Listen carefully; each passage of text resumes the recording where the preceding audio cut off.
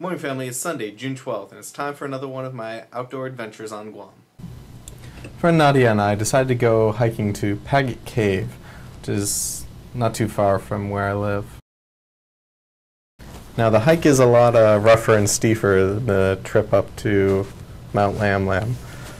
It's definitely a trail to follow, but it's a lot more wooded, a lot steeper.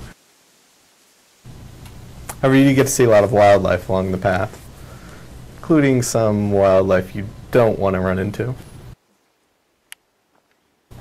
Now, it's pretty easy to lose your footing there, so along the way there are some ropes and things that you can climb onto as you're going up and down. But it's definitely a lot more foresty and actually a lot prettier than the hike up to Mount Lam Lam, even though there's as much elevation so you can't see as far. That's the hill we had to climb down as we're coming down towards the cave.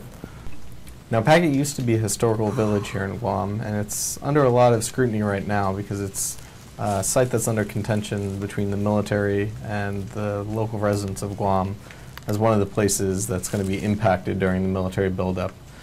A lot of the people here say because of its cultural significance they don't want it touched, while the military wants to put a firing range pretty close to it, but not actually in the area of Pagat. So even though it won't directly affect it, the people are worried about indirect exposure to it. All in all, it's a very contentious issue right now.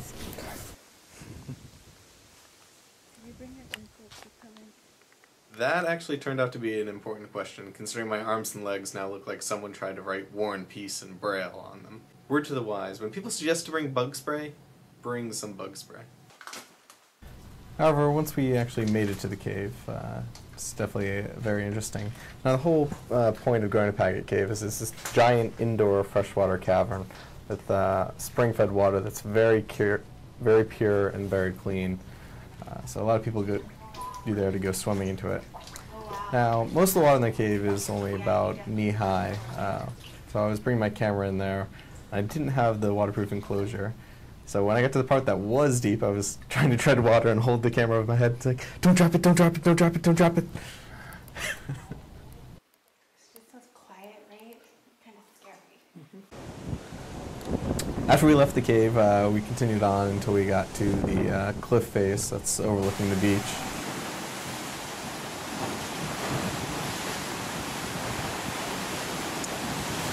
This is an area known as the washing machine. All in all, it was definitely a beautiful hike, although I would seriously recommend not wearing shorts to anyone that tries it. One of the things that struck me the most was this butterfly that was floating along. I thought, this butterfly only lives for a couple days, but if I could just capture it on video for a little bit, maybe it can live on for a little bit longer. Until, once again, it floats away.